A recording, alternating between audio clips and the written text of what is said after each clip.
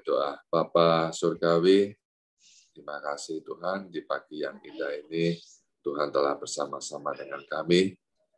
Kau telah menjaga semalam kami Tuhan, dan saat ini kami tidak akan belajar firman-Mu bila Roh Kudus terus menolong kami semuanya. Bagi saudara kami yang belum bergabung, Tuhan tetap menyertai dan memelihara semuanya.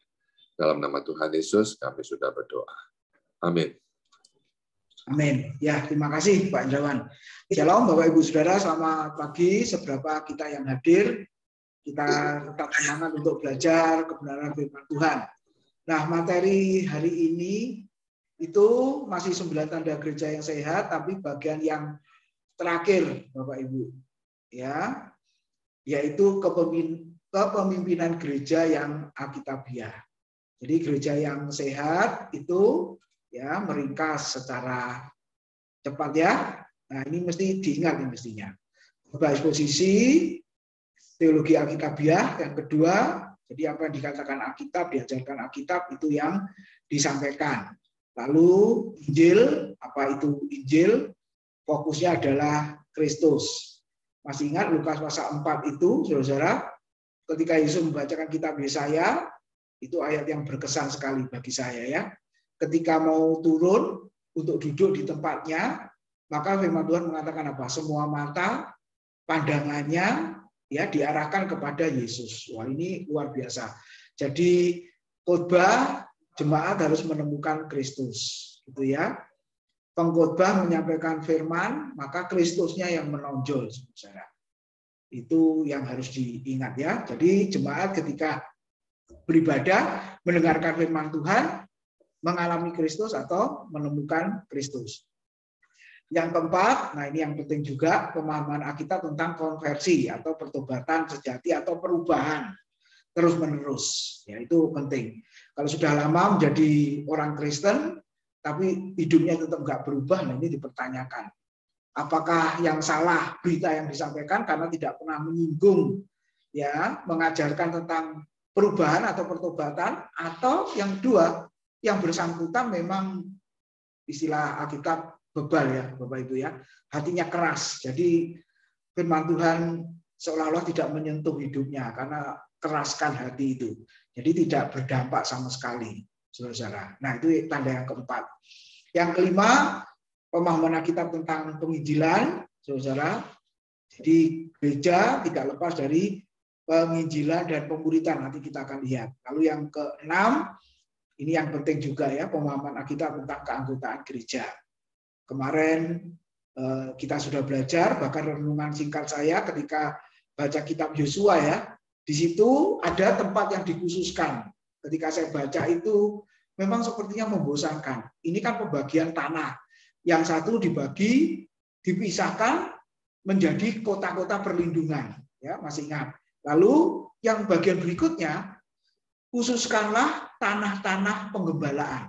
Jadi setiap kota disebut ya kota A, B, C, maka di situ khususkan atau beri tempat untuk tanah penggembalaan. Itu yang luar biasa. Kenapa? Karena memang pekerjaan orang Israel rata-rata sebagai gembala. Lalu yang kedua, kambing domba harus ada untuk korban persembahan untuk ibadah ya di kemah suci itu, di korban mezbah korban bakaran itu. Jadi harus ada. Nah, lalu saya merenungkan apa ya aplikasinya. Ternyata saudara-saudara ya, walaupun itu secara fisik tanah penggembalaan, tapi sebenarnya ilustrasi atau figuratif yang dipakai Tuhan dengan umatnya kan antara gembala dengan domba-domba. Jadi harus ada tanah penggembalaan. Apakah itu gereja, saudara? Nah, apakah itu jemaat harus punya komitmen, pengertian betapa pentingnya menjadi anggota gereja lokal. Nah, itu yang kita bisa lihat ya di sana. Yang ketujuh, menerapkan disiplin gereja yang alkitabiah. Kemarin kita sudah belajar. Lalu yang kedelapan, perhatian terhadap pemuritan dan pertumbuhan. Nah, apa maksudnya? Saudara, sejak corona ini meminjam istilah Pak Sarip ya, saudara-saudara ya, membawa berkat. Ya, jadi benar ya membawa berkat. Akhirnya Bapak Ibu Saudara kan dilatih, ya katakanlah 1 tahun atau 2-3 tahun lah ikut kelas sekolah minggu, bahkan sejak awal ya sudah berapa lama, sudah 8 tahun kira-kira ya, sekolah minggu dewasa ini dilakukan. Lalu yang kelas Bible Study setahun, Bapak Ibu Saudara, maka kami berharap itu pemuritannya berhasil, lalu saudara memuridkan. Ya, memuridkan bisa mengajar. Nah, walaupun secara virtual enggak masalah, kan bisa menyampaikan firman, ya, memberitakan firman, bahkan video renungan singkat, Bapak Ibu kita upload di YouTube, waduh, banyak orang yang mendengar, banyak orang yang melihat. Nah, puji Tuhan. Nah, ini kerinduan kita ya, gereja kita. Apalagi sudah 18 tahun usianya, hari ini dirayakan, maka harus ada kemajuan yang nyata, kata Alkitab. Biarlah kemajuanmu nyata ya, 1 Timotius mengatakan seperti itu. Oke, lalu yang ke-9, yang terakhir, ini yang penting, saudara, mungkin ada tanda-tanda yang lain. Gereja sehat. Kalau mau jujur, gereja kita ya sudah masuk di mana ya, saudara? Pemuritan sudah, pemahaman Alkitab, ya ini ya. Teologi Alkitabiah, nah ini antara teologi Alkitabiah ini yang kita sudah ajarkan, saudara, ya selama ini. Nah, kita berharap gereja kita juga sehat. Lalu yang terakhir, kepemimpinan gereja yang Alkitabiah. Jadi kalau gereja menerapkan kepemimpinan yang seperti itu, maka disebut gerejanya itu sehat. Nah, seperti apa? Saudara, kepemimpinan gereja yang Alkitabiah itu adalah kepemimpinan yang melayani. Ini yang harus diingat, karena teladannya adalah Kristus sendiri. Ya, saya beri ilustrasi gambar Yesus membasuh kaki murid-muridnya, saudara-saudara. Di tengah makan, Yohanes 13 di situ mencatat, ya, di tengah makan, lalu makannya ditinggal, lalu Yesus ambil tempat untuk mencuci, tanggalkan jubahnya, lalu dia memakai jubah hamba, kata Alkitab. Lalu dia membasuh kaki semua murid. Mau terapkan seperti hamba, yaitu pelayanan yang melayani, ya, kepemimpinan yang melayani. Kalau kita lihat di situ. Untuk mengingat, saya sudah sampaikan. Apakah pelayanan itu, masih ingat ya, yang lalu, saudara, 2 Korintus 3 ayat 7-9, betapa lebihnya pelayanan roh, kata Alkitab. Ya, jadi apa maksudnya di situ? Pelayanan roh adalah pelayanan yang rohani sifatnya. Ini yang harus kita ingat. Jadi kita melayani pekerjaan Tuhan, berkhotbah, mengajar, pelayanan apapun juga di gereja kita atau dimanapun, kita harus ingat ini pelayanan yang bersifat rohani, saudara. Dan kita perlu ya kekuatannya mengandalkan kekuatan Roh Kudus, bukan kekuatan kita. 2 Korintus 3 yang kelima ya. Paulus berkata, kesanggupan kami bukan berasal dari diri kami, tapi berasal dari Allah. Kalau kita lihat. Dan yang kedua, ini yang penting juga. Pelayannya atau pemimpin rohaninya harus sudah mengalami yang namanya kelahiran baru. Doa malam kemarin, Pak Bambang sudah menyampaikan, untuk bisa bertumbuh harus mengalami terlebih dahulu yang namanya kelahiran. Kalau itu ilustrasinya kelahiran manusia, saudara. Jadi sebelum bertumbuh harus melalui kelahiran. Bagaimana bisa bertumbuh kalau nggak pernah lahir? Nah itu ya logikanya seperti itu. Lalu yang kedua ilustrasi tentang tanaman. Bagaimana bisa berbuah kalau tidak pernah bertumbuh? Nah, bagaimana bisa bertumbuh kalau tidak pernah ditanam dan setelah itu berakar ke bawah, berakar ke dalam. Nah, itu dua ilustrasi yang dipakai oleh Alkitab ya untuk membicarakan pertumbuhan atau kedewasaan. Jadi ini tidak bisa ditawar lagi. Syarat pelayan Tuhan ya sudah lahir baru, saudara. Ya, oke. Lalu yang kedua, ini yang penting, pengalaman kelahiran baru adalah ketika orang tersebut meyakini dan mengalami keselamatan di dalam Tuhan Yesus. Ketika dilahirkan baru, Roh Kudus memenuhi dan menguasai hidupnya. Lihat ayat-ayat yang kita renungkan di sini, kita tulis ya, Ibu bisa membacanya. Lalu akibatnya apa? Nah, ini yang penting, kesadaran bahwa pelayanan itu kekuatannya berasal dari Tuhan, dari Roh Kudus. Sebab kalau tidak, siapa yang sanggup melayani, Bapak Ibu? Kita masih ingat Musa ketika dipanggil melayani, dia gentar. Ya, di Keluaran pasal 3 itu. Gentarnya apa? Apa nggak ada orang lain ya Tuhan? Lalu yang kedua apa? Tidak bisa ngomong, ya katanya tidak pandai berbicara. Ya, ada orang yang menafsirkan ini alasan supaya Musa menghindar. Ada yang mengatakan seperti itu. Tapi kalau saya lihat, Bapak Ibu, saya mengatakan saya mengertinya lain. Justru Musa itu gentar karena ini pelayanan pekerjaan Tuhan. Jadi ada tanggung jawab yang sangat berat, saudara. Makanya mau mengatakan Musa itu jujur secara manusia tidak sanggup. Walaupun secara intelektual dia sekolah tinggi di Mesir, ya. Ibrani pasal 11 mengatakan, Kisah Rasul pasal 7 mengatakan dia dididik dengan segala hikmat orang Mesir. Nah, ini kan luar biasa secara akademis, saudara. Sebenarnya cukuplah, mampu gitu ya.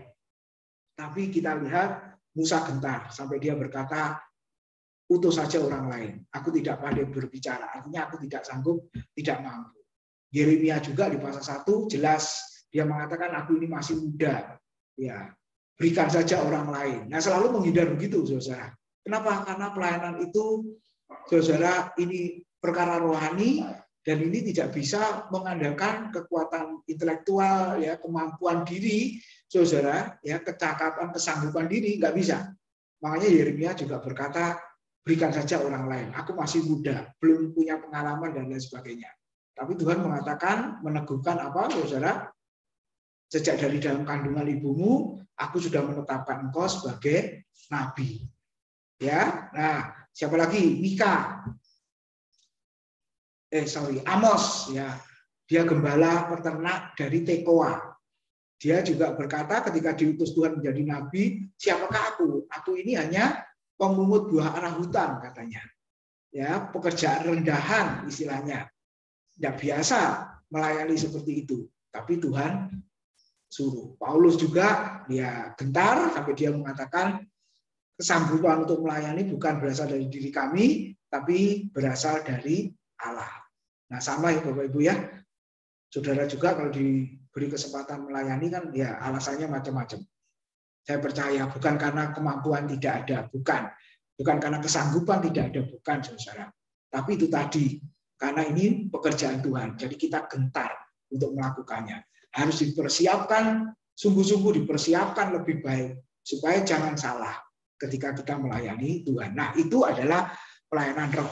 Lalu yang kedua, apakah pelayanan itu pelayanan pendamaian? Ya, saya sudah sampaikan 2 Korintus 5 ayat 18-21.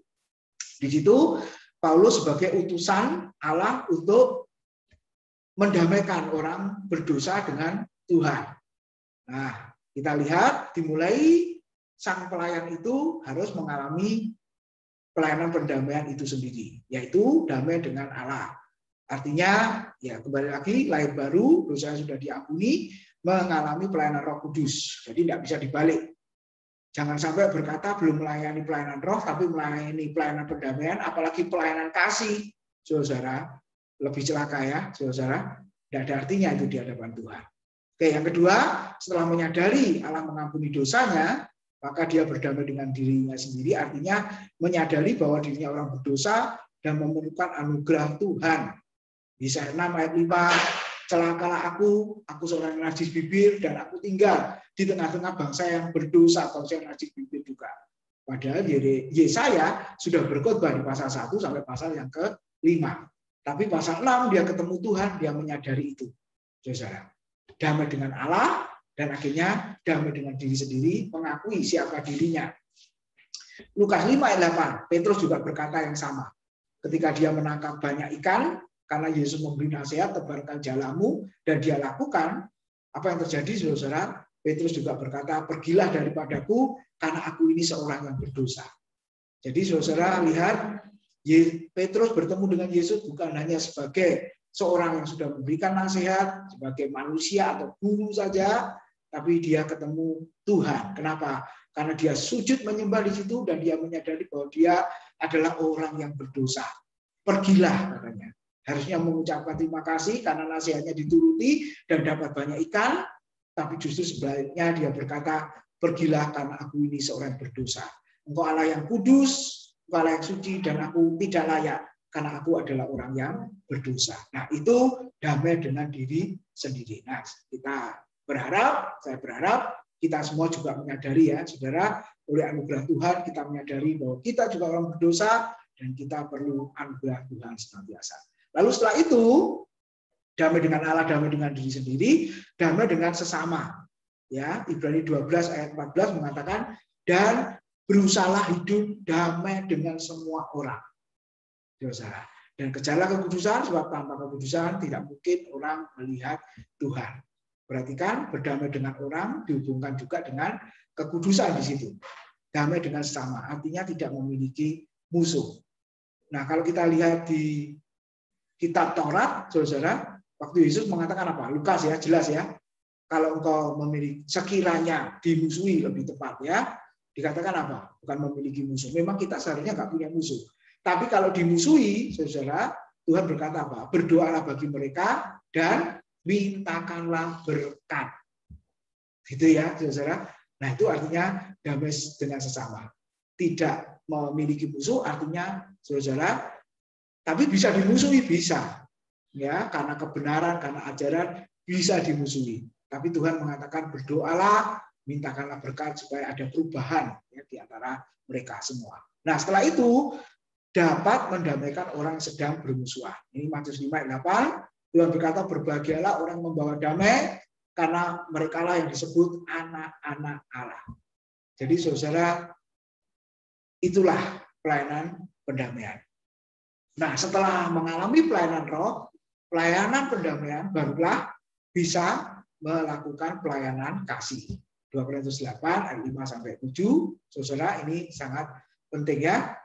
Setelah mengalami pelayanan roh, pelayanan pendamaian, akhirnya orang percaya tersebut dapat melakukan pelayanan kasih dengan motivasi yang benar atau motivasi yang murni. Pelayanan kasih ini berhubungan dengan sesamanya, menolong dan memberkati sesama yang membutuhkan supaya ada keseimbangan. Itu di dalam gereja mula-mula seperti itu. Oke, sekarang kita lihat yang kedua. Kalau yang pertama pelayanan kepemimpinan yang alkitabiah itu apa? Adalah pelayanan yang melayani. Lalu yang kedua natur, saudara, hakikat ya dari pemimpin rohani, pemimpin Kristen itu apa? Kalau sudah lihat di situ, kepemimpinan yang baik itu bukanlah muncul secara tiba-tiba, tetapi mengalami proses dan ujian yang matang. Ya, artinya ada persiapan untuk melayani. Musa melayani, sebelum melayani Tuhan, prosesnya, saudara, ujiannya berapa lama? 40 tahun. Di padang gurun, saudara. Makanya saya ingat dengan judul khotbah padang gurun. Ya, terus siapa lagi, saudara, yang di padang gurun? Ya, ada Elia juga. Ya, terus siapa lagi, saudara? Yohanes Pembaptis. Ya, kemudian Tuhan Yesus juga di padang gurun 40 hari.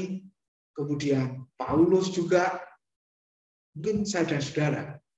Ya, itu memang prosesnya. Ya, tempat yang tidak enak, tempat yang tidak nyaman, ujiannya memang seperti itu. Tapi memang semua mengalami, saudara-saudara. Jadi kepemimpinan yang baik itu bukanlah muncul secara tiba-tiba, tapi mengalami proses dan ujian yang sangat matang. Ya, bergantung waktu yang Tuhan berikan. Kalau kita di STT S1 4 tahun, Bapak Ibu, sebelum melayani pekerjaan Tuhan, sebelum menjadi hamba Tuhan. Di asrama, waduh, tidak enak, benar-benar tidak bebas ya, seperti itu. Oke, kita lihat berikutnya, saudara. Ya, jadi hakikatnya apa? Pemimpin itu disiapkan. Yang jelas pemimpin itu dilahirkan, disiapkan dan dibentuk atau ditempa. Nah, jadi saya berharap nanti ketika Bapak Ibu melayani, ya tampil video renungan singkat, pasti kan nanti ada komennya. Nah, itu biasalah. Yang penting kita tidak menyimpang dari kebenaran. Yang penting isinya kebenaran, jalan terus. Ya, soal apa? Bentuk kita menyampaikan, cara menyampaikan itu urusan belakang bisa dipelajari. Ya, tapi yang jelas berita kebenaran itu harus disampaikan. Ya, makanya kan ada komen di situ, ya silakan dikomen saja. Ya, saudara, itu mengoreksi diri kita. Saudara, memang awalnya kaku terus terang, saudara, di hadapan kamera, gitu ya. Nah, sekarang saya di ruang kelas sekolah minggu, saya merasa Bapak Ibu hadir di kelas ini, saudara-saudara ya. Nah, memang awalnya kaku seperti itu. Saya juga mengalami awal-awal itu, saudara. Tapi setelah setahun ini ya sudah biasa kan, jadinya saudara sudah biasa. Ngajar juga seperti ini, di SET juga seperti ini. Jadi, saudara, kita dilahirkan, kita disiapkan, kita dibentuk, kita diproses seperti itu, ya sudah, terus-menerus seperti itu. Yang kedua, pemimpin itu dilatih. Kepemimpinan yang baik tidak pernah terjadi tanpa seorang pemimpin itu melewati proses persiapan dan latihan.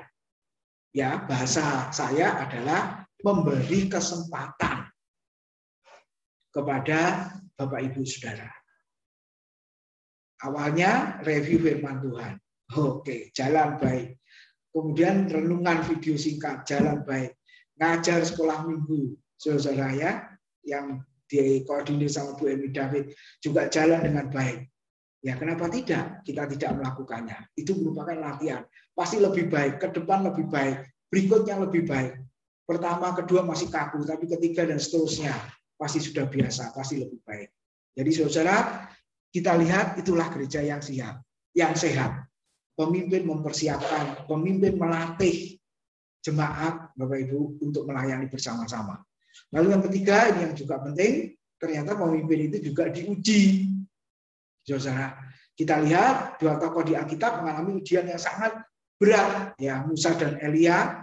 Lihat, saudara, bahkan kita lihat di Bilangan pasal 11 ayat 11-15 dan 1 Raja 19 ayat 1 sampai 4, kedua hamba Tuhan ini minta mati loh, Bapak Ibu. Ya, minta mati. Ini apa enggak berat sekali tantangannya, saudara. Ya, Musa sebenarnya sudah diuji berkali-kali. Tapi di Bilangan pasal 11 benar-benar puncaknya sampai dia berkata mati saja gitu ya. Makanya di Mazmur pasal 90, saudara, ayat berapa itu? Yang mengatakan umur kami 70 tahun, jikalau kami kuat 80 tahun. Itu sebenarnya bukan apa, saudara? Doa dapat bonus ya kalau 80 tahun. Apalagi 90 tahun umurnya baru dipanggil Tuhan. Sebenarnya tidak konteksnya. Tapi konteksnya itu sebenarnya Musa putus asa. Ya, karena doa itu diucapkan waktu dia di padang gurun. Ya, kisahnya Bilangan pasal 11 ini, kalau Bapak Ibu lihat ya, menghadapi orang Israel yang apa ini? Pasal 11. Nafsu rakus ya, saudara-saudara, lalu marah-marah, tidak ada makanan, tidak ada daging, ya, marah-marah. Lalu pemberontakan, nah itu kira Bilangan dimulai pasal 11, 12, 13, nah itu pemberontakan, saudara, yang dilakukan oleh pemimpin Datan dan Abira, Korah itu ya, saudara ya. Lalu orang Israel juga, makanya Musa berkata ingin mati saja. Makanya muncullah doanya itu. Tuhan, lebih baik aku berumur 70 tahun saja. Maksudnya apa itu? Gak usah melayani. Kan Musa dipanggil Tuhan waktu umur 80 tahun, Bapak Ibu. Ya kan? Untuk membebaskan bangsa Israel itu ketika umur 81 tahun sampai umur 120 tahun kalau kita lihat. Makanya dia ingin mati saja, nggak usah melayani, panggil orang lain saja. Elia juga begitu ketika ketemu dengan Isabel ya, istrinya dari Raja Ahab. Karena diancam semua nabi sejati akan dibunuh karena sebelumnya Elia kan berperang dengan nabi-nabi palsu itu. Saudara, nabi-nabinya Isabel lalu mati, dibunuh juga, membunuh juga ya maksudnya. Nah, akhirnya Elia juga dikejar-kejar.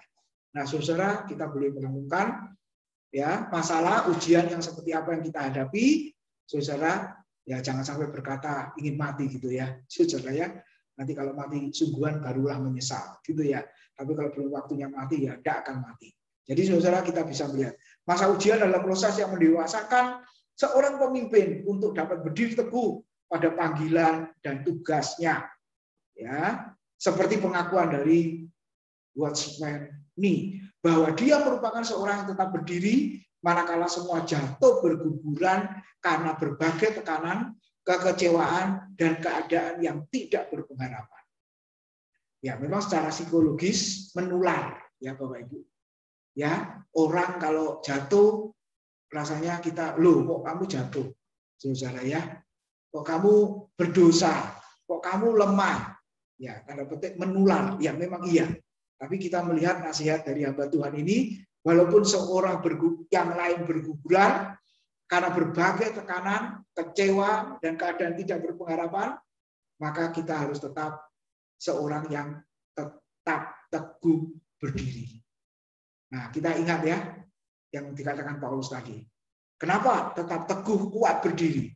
Karena waktu kesanggupan melayani, kekuatannya berasal dari diri kita, saudara, tapi berasal dari Roh Kudus. Dan kita sangat percaya kalau kita melayani Tuhan, saudara, yang membuat kita kuat bisa melayani itu adalah Tuhan sendiri.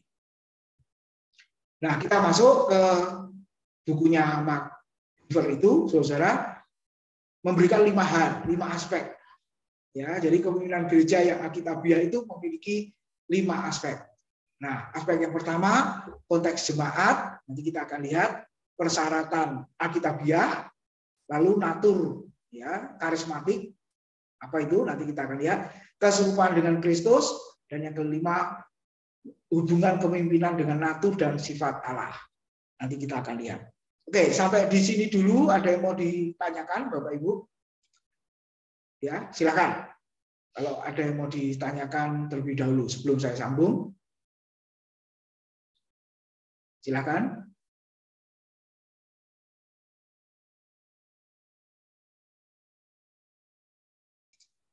Oke, kalau belum ada, saya lanjutkan lagi.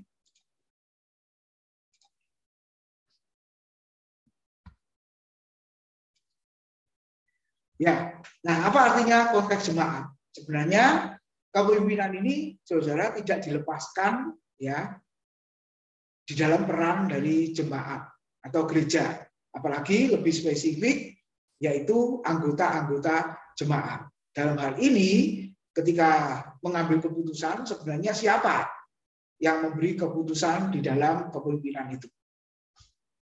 Nah, coba lihat, saudara, ini ada kelompok gereja ya, yang keputusannya berdasarkan dari pengambil keputusan. Siapa? Ya Paus, saudara ya. Gereja Katolik Roma, lalu uskup, ini ya, bishop, persembahan lain mengatakan. Lalu ada juga penatua, saudara, seperti gereja Presbyterian, lalu sinode,